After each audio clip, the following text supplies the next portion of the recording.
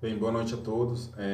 Vou passar uma breve revisão aqui. No finalzinho a gente já tem algumas questões, mostrar para vocês a forma de cobrança, mas é bem simples. Afinal, você já tem esse conteúdo no caderno, então, à medida que eu for explicando aqui, quem quiser pode pegar nas anotações aí e conferindo. Isso vai dar um start para vocês. Já tem um tempo que vocês viram isso, né? Não exercitaram, então acabar que, para aqueles que esqueceram, tá aqui. Para aqueles que não aprenderam, tentem aprender agora. O que a gente vai ver nessa revisão? Modelos atômicos, substâncias simples e compostas e transformações físicas e químicas. Só essas daqui, vamos ver lá. Vou passar, não vou explicar todas as teorias. Como é aula de revisão, isso é bem simples, é bem sucinto e direto. Primeiro modelo aí, o modelo de Dalton. Para Dalton, ele classificou o modelo dele, assim como foi por volta de 1808, como a forma mais simples de lembrar é de que é o seguinte, que o modelo dele é o quê? É uma esfera, é maciço, é indivisível, é indestrutível. E esse aqui embaixo, professor, para cada elemento tem uma representação diferente, mas todos eles aí, se vocês forem observar, são de modo esférico, de uma forma de uma esfera. Então, toda a matéria é constituída por átomos, à medida que você vai pegando alguma coisinha ali, vai dividindo, vai dividindo, vai dividindo. É uma generalização isso que eu estou falando, mas à medida que vocês vão avançando nas séries, a gente vai aprofundando esses conceitos. Mas vai chegar um momento que nós não vamos conseguir dividir mais. Nós vamos chegar no átomo ali. Tá aqui. Cada elemento tem um átomo diferente e esférico, indivisível e indestrutível. Só que o modelo dele não explicava muitas coisas, então por isso que se deu as outras teorias. Mas para a época, isso valeu a teoria dele por cerca de 100 anos. Tanto que a lei de Lavoisier, uma das leis, Lavoisier é o pai da química moderna, tem estudos muito relevantes para a química, se apoiou no modelo de Dalton. Então, é válido por um bom tempo. E para algumas reações químicas, para boa parte delas, o modelo dele se aplica perfeitamente. Então, não é que foi subutilizado, continua a valer. E ele é famoso, o modelo dele é conhecido como bola de bilhar. Tá aí o modelo de Dalton. Cerca de 100 anos mais tarde, veio um outro cientista, Thomson, que ele acabou que trabalhou com as ideias de outro cientista da época, que era James Chadwick não, Crookes, um cientista lá que estava trabalhando com os tubos de raios catódicos lá. Por quê? Olha só, vejam, Dalton não conseguia explicar no seu modelo por que algumas substâncias conduzem corrente elétrica. Já no modelo de Thomson, ele consegue explicar isso. Como é que era o modelo de Thomson? Ele falou o seguinte, que o átomo é dotado de uma carga positiva total, ou seja, a carga do átomo ali, total dele é positiva. Só que ele, para ele se encontrar nulo, o que acontece? Eu tenho várias partículas negativas ali, que são os elétrons, que foi ele que foi o descobridor do elétron. Então, eu tenho quantas partículas negativas eu vou ter aqui? O suficiente para tornar que toda a esfera fique nula. Se vocês observarem lá, quando a gente já estava trabalhando com ânions, eu coloquei para vocês, já no segundo bimestre, uma carga positiva com a negativa. Então, o somatório disso aqui vai ser sempre zero, vai dar zero, vai dar zero. Mas quando eu perco um elétron ou ganho um elétron, aí eu já tenho uma formação de ânions ali. Pode ser os íons ou tem uma formação de íons, que pode ser os cátions, ou pode ser os ânions ali. E através disso, através dessa diferença de cargas positivas e negativas, que eu vou ter a condução de corrente elétrica ali. Então, a carga total do átomo é nula. Então, esses elétrons incrustados aqui é que gerou o seu famoso modelo, que ele fez uma comparação, porque Thomson, em inglês, ele trabalhava num laboratório, era dos responsáveis pelo laboratório de Cavendish. Ele falou, ok, imagina o seguinte, que esses elétrons incrustados aqui seriam como se fossem uvas passas. E toda a carga positiva seria uma massa. Seria mais ou menos dessa forma aqui. É porque esse pudim de passas é uma iguaria inglesa. Então, para nós aqui, para o nosso contexto brasileiro, tá mais para um panetone, com as uvas cristalizadas ali representando os elétrons. Então, pudim de passas para o modelo de Thomson, cargas positivas e negativas. Ele foi o descobridor do elétron. Tá bom pra gente. E o próximo modelo veio de Rutherford, lembrando que o Rutherford foi fazer o seu doutorado lá no laboratório de Cavendish. que era lá onde Thomson trabalhava na época, que era o responsável lá. Rutherford fez o seguinte experimento. Imagina o seguinte, ele colocou uma folha de ouro aqui, uma fina lâmina de ouro, aqui em um suporte aqui, ele resolveu daqui disparar aqui partículas alfa. Essas partículas alfa que ele estava trabalhando na época, elas são carregadas positivamente. Mas vejam, ele já tinha uma ideia do que iria acontecer aqui, porque aqui é uma fina lâmina de ouro, imaginem isso, mas aqui é cheio de átomos, tem os átomos de ouro. Então, se eu for levar em consideração a teoria de Thomson, que foi que ele falou que toda a carga aqui é positiva, certo? E aqui tem os elétrons aqui, negativo aqui. Então aqui está cheio de átomos de ouro com carga positiva. Tá, então o que acontece quando eu jogo uma carga positiva contra uma carga positiva? Elas se repelem. Carga negativa com negativa, elas se repelem. Positivo com negativo se atrai. Então, o que ele imaginou? Sabe, se eu estou jogando uma carga positiva contra outra positiva, que é a massa total pelo modelo de Thomson, o que vai acontecer? Essas cargas devem se repelir. Mas ele observou justamente o contrário, que a maioria fez o quê? Passou. A maioria das cargas passaram. Uai, então, o que foi que aconteceu? Foram poucas as que foram repelidas. Ou sofreram desvio na sua trajetória, não passaram de forma uniforme ali, retilínea. Então foi aí que ele propôs um outro modelo. Não, de fato, existem cargas positivas, só que ela é pequena, ela está localizada em uma pequena região, uma região central. Ele dividiu aqui o seu modelo do átomo em duas regiões. Uma região central, onde ficaria o núcleo dotado de uma carga positiva, densa e pequena, e a região periférica, chamada de eletrosfera. Então, para o modelo de Rutherford é isso. Núcleo denso, pequeno e positivo, com os elétrons em volta, localizado em uma região chamada de eletrosfera. O modelo dele pode ser conhecido como sistema planetário ou sistema solar. Pode vir essas duas nomenclaturas aí. Por que isso? Porque ele imaginou o Sol ali em volta e os elétrons como se fossem os planetas em volta. É isso. Para o modelo de Rutherford é o suficiente para a gente. Só que, na época, tinha outro cientista que chegou, depois de alguns anos, aí ia trabalhar com o Rutherford, que o Rutherford estava no laboratório de Cavendish, foi ele lá, foi o cientista de Bohr.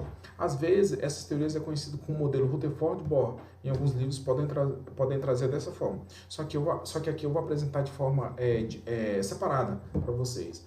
A evolução, o que trouxe de novo no modelo de Bohr, é que ele falou o quê? Vou só dividir aqui, porque às vezes eu posso apresentar dessas duas formas para vocês.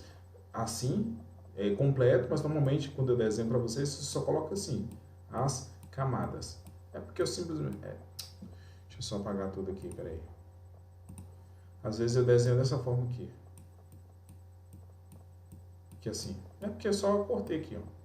Então, os elétrons, eles não estão de forma completamente aleatória, eles estão em camadas específicas. Opa, se eu começar a falar em camadas, em órbitas, em níveis de energia, estou me referindo a qual cientista? A Bohr. E com isso, ele consegue explicar vários fenômenos. Um exemplo mais simples, mais fácil de vislumbrar isso, que eu dou para vocês nessa sala de aula, que é esses fenômenos da luz. Vejam, eu tenho os elétrons ainda, que estão em volta do núcleo, só que esses elétrons agora eles estão o quê? Em camadas específicas. O que acontece? Esse elétron aqui, ele pode passar dessa camada para essa camada aqui. Mas vejam que existe um espaço aqui entre esses dois elétrons. Isso aqui é a diferença de energia que existe entre essas duas camadas. Se o elétron absorver energia para cá, ele pode ir para outra camada. Então ele vai para um estado mais excitado, isso que a gente fala. Só que esse elétron ele não pode ficar nessa camada aqui de mais alta energia. Ele deve voltar para a sua camada original, ele deve voltar para o seu estado fundamental. Então, ao voltar para o seu estado fundamental, ele libera a energia que ele absorveu. Quando ele faz essa liberação, ele faz em forma de luz. É por isso que a gente vê alguns fenômenos da luz aí. Por exemplo, um átomo de sódio, quando o seu elétron da última camada absorve energia e vai para outra camada, ao retornar, ele libera ali a luz mais que o tom de amarelo, amarelado ali. Então, para a gente resumir, modelo de Bohr. Falei em camadas. Níveis de energia quantizada, esse é o modelo. Essas são as principais características. Para os modelos atômicos, é isso. Outro conteúdo aqui para a gente revisar: substâncias simples e substâncias compostas. Substâncias simples são aquelas que são formadas por um único átomo, por um único elemento ali. Tá, exemplo aqui, hidrogênio, mas aqui com H. Professor, a gente não sabe os nomes dos elementos. Então vejam, de todos os elementos, né? Nem é possível. À medida que a gente for estudando ali, vocês vão se familiarizando com os mais importantes. Mas veja que elas são letras diferentes. Cada elemento químico vai ter a sua letra ali. Alguns só tem uma letra, por exemplo, o nitrogênio aqui N. Mas tem o cloro, por exemplo, que vai começar com C, sua letra maiúscula, e vai ter um L ali, minúsculo ali. O carbono, por sua vez, vai começar só com C. Então, normalmente não, os elementos químicos começam com a letra maiúscula ali. Se você vê uma letra minúscula junto, é que faz parte junto. A sigla ali que vai pertencer ao mesmo elemento químico. Então, substância simples composta por um único elemento. No caso aqui eu tenho dois átomos de hidrogênio, formando a molécula de hidrogênio. Aqui eu tenho 2 nitrogênios, 2 oxigênios. Veja que aqui a molécula de oxigênio, essa aqui é de ozônio.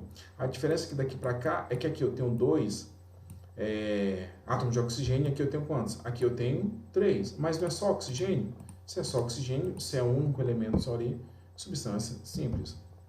E a substância composta? Mas se a simples é só um, então na composta eu tenho mais de um, entendeu? Mínimo 2 ali. Eu tenho aqui, por exemplo, ó, hidrogênio, carbono e nitrogênio. E aqui embaixo aqui, ó, eu tenho hidrogênio e oxigênio. Olha essa daqui, ó, do dióxido aqui, de carbono. Ó. Eu tenho oxigênio e carbono. Não precisa saber o nome dos elementos. Isso é novo, vocês estão começando a se habituar com esse conteúdo agora. Mas vejam, é diferente. Ó. Aqui eu tenho carbono e aqui eu tenho oxigênio. Opa, é diferente. Isso aqui é uma substância composta. E aqui, ó, aqui não dá para ver direito, mas aqui eu tenho um outro hidrogênio, aqui outro aqui, outro aqui e aqui. São 4 hidrogênios, mas é só hidrogênio que eu tenho? Não, aqui eu também tenho um carbono. Substância composta. Por exemplo, aqui eu vou desenhar aqui, ó, que é um S.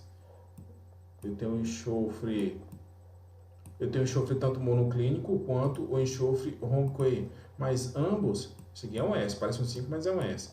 É enxofre, independente da quantidade, é enxofre, só tem átomos de enxofre ali. Para a gente finalizar, transformações físicas e transformações químicas. Uma forma simples de vocês lembrarem, claro que é uma generalização, mas pensem, transformação química é a minha substância, ela vai se alterar de tal forma que eu não consigo ter o que era antes. Eu mudo a identidade dessa minha substância, ela passa a deixar de ser o que ela era, passa a se formar outra coisa.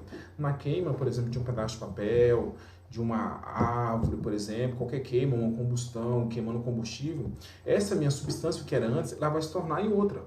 Ela vai ser completamente diferente. Então, mudou completamente a característica da substância. Imagina, imagina uma maçã ou qualquer outro alimento que vai passar por um processo de digestão. Ela altera de tal forma que você não tem mais o que era antes. Você tem outra substância. Aí eu sempre tento lembrar vocês. Imaginem, se perguntem, vocês conseguem voltar ao que era antes? Se não conseguirem, provavelmente vocês estão diante de uma transformação química. Se conseguirem voltar, vocês estão diante de uma transformação física. Imagina o seguinte, o mais comum é o estado da água aí, vocês vão mudando de sólido, líquido para gasoso. Pensem comigo, uma barra de ferro.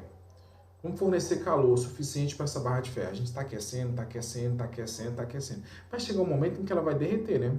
No momento que ela se derrete ali, eu posso moldar ela. Posso fazer o que eu quiser com ela lá. Um jarro, um cordão, seja lá o que for. Depende do metal que eu tenho ali. Derreteu. Mas e se eu quiser voltar para o estado sólido? Eu consigo? Consigo, é só parar de fornecer calor. Ou leva a temperatura ambiente ali, que ela vai simplesmente voltar, vai se solidificar novamente. Mas eu não voltei o que era antes? Voltou. Continua sendo ferro, ou continua sendo aço, ou continua sendo outro metal? Continua. Eu posso aquecer, posso voltar. A água, posso aquecer ela. Foi para o estado de vapor. Resfria, diminui a pressão e tudo mais. Voltou para o estado líquido? Opa, voltou, mas continua sendo água. Eu não alterei, não deixou de ser água.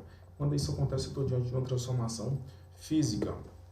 Para a gente finalizar, acho que já dei uns starts iniciais aí. Quaisquer dúvidas possam aparecer aí, consulte as anotações no caderno. Vamos ver a forma de cobrança aqui. Isso aqui está falando sobre os átomos e os modelos atômicos. Qual é a forma de cobrança? Pode ser dada afirmações para vocês e perguntar a qual cientista pertence. Ou pode dar, por exemplo, figura, eu vou tentar desenhar um círculo aqui, ó. Ó, não ficou muito bom não. Supõe que isso aqui eu pinto todinho assim, todo completamente pintado, como se fosse uma esfera. Aí vai ter um outro modelo que é dado assim. Aqui, tá. Aí não ficou muito bom não. Ou e outro assim. Ele pode pedir para vocês vincularem a imagem ao nome do cientista. Entendeu? Essa é uma das formas de cobrança. E a outra é qual? É através de frase. Olha essa primeira aqui, está pedindo para a gente considerar. O átomo é maciço, indivisível, indestrutível. Opa, quem é o cientista que falou isso aqui no seu modelo? Vou botar só a inicial aqui, ó. Dalton. Olha a outra. Átomo é um grande vazio, com um núcleo pequeno, denso e positivo. Opa, de qual cientista? Eu estou falando Rutherford. Ele pergunta aqui, ó, 2 e 1 pertencem aos modelos atômicos propostos respectivamente por quem? Veja aqui, ó, respectivamente. Ele quer na ordem. Veja, olha só, vejam, prestem bem atenção aqui, ó. Ele deu aqui 1 e 2. Só que como é que ele está perguntando aqui? Ele está perguntando 2 e 1. Ou seja, ele quer saber desse aqui, primeiro, 2, e depois desse aqui do 1. É nessa ordem, tá? Então, esse 2 aqui, ele deve vir primeiro. Então, quem é esses dois aqui? Rutherford. Quem começa aqui com Rutherford? Opa, essa aqui, ó. Rutherford. B. Rutherford. E depois quem é? Dalton. É nessa ordem aqui. Mas, professor, e se ele tivesse perguntado 1 e 2? Peraí. Deixa eu dar uma apagada aqui. Aqui, eu vou apagar isso aqui. Aqui. Aqui. Aqui, esse aqui é de Dalton. Esse aqui é o de Rutherford. Ele perguntou 2 e 1. O de 2 é de quem? Rutherford, tá aqui. E o de 1 é de quem? De Dalton. E se ele tivesse perguntado 1 e 2? Será que tem alternativa para isso? Tem aqui, ó. Letra D aqui, se vocês observarem. O primeiro é de quem? De Dalton. E o outro é de quem? O Rutherford. Tá vendo? Então, cuidado quando vocês forem ler o enunciado das questões. Vejam bem. A questão é difícil? Não, não é difícil. Indivisível, indestrutível, Dalton. São os modelos, é um modelo mais simples que a gente tem ali. E depois o de Rutherford. Só que cuidado com a interpretação, com a leitura do problema. A outra aqui, ó. Está perguntando assim, qual das sequências contém apenas substâncias simples? Vamos ver. Hidrogênio, simples, tá. Esse aqui é o cloro, lembrando que esse aqui é um L minúsculo, esse aqui é um C maiúsculo. Cuidado, às vezes, para não confundir, ó. Porque o que acontece? O I minúsculo parece com o quê? Não, o I maiúsculo parece com o L minúsculo. Olha só, é igual praticamente. Às vezes, deveria vir assim. Mas eu, quando eu vou representar o L minúsculo, eu coloco assim, o Lzinho assim. Então, esse aqui é o hidrogênio, esse aqui é o cloro, esse aqui é o oxigênio. Ó, só tem substâncias simples, que já achamos a alternativa correta. Vamos ver as outras, por que que não é? Aqui eu tenho hidrogênio, 2 átomos de hidrogênio. Aqui eu tenho o neônio, maiúsculo, que é o minúsculo, e a água. Opa, aqui eu tenho hidrogênio e tenho oxigênio. Então, esse aqui não pode ser, porque a água é substância composta. Hidrogênio, AC. Isso aqui, ó, tá vendo? Vou trazer bem para cá para explicar para vocês. Isso aqui é um H. E esse aqui é um I, só que é um I maiúsculo. Mas olha a forma de representação. Isso aqui é uma questão que eu peguei. A única adaptação que eu fiz aqui foi alterar. Aqui tinha 1, 2, 3, eu só botei A, B, C. Mas foi desse jeito que veio, ó. Então, esse aqui é um H maiúsculo e um I maiúsculo. Esse aqui é uma substância composta. Então, não pode ser essa alternativa aqui. Eu escolho essa daqui. E essa outra aqui, a água a gente já explicou, é composta, então não pode ser essa. E essa daqui, ó. Cloro, simples. Nitrogênio, simples. Isso aqui, HI, a gente já explicou. Então, não pode ser essa alternativa aí. Então, alternativa correta, letra A. Uma das formas de cobrar esse conteúdo de vocês. A próxima aí, para a gente finalizar. Está pedindo para a gente classificar essas substâncias aqui. Mas antes da gente ir para as alternativas, vamos ver aqui, vamos classificar elas aqui, ó. A sugestão que eu dou. Aqui eu tenho oxigênio. Simples.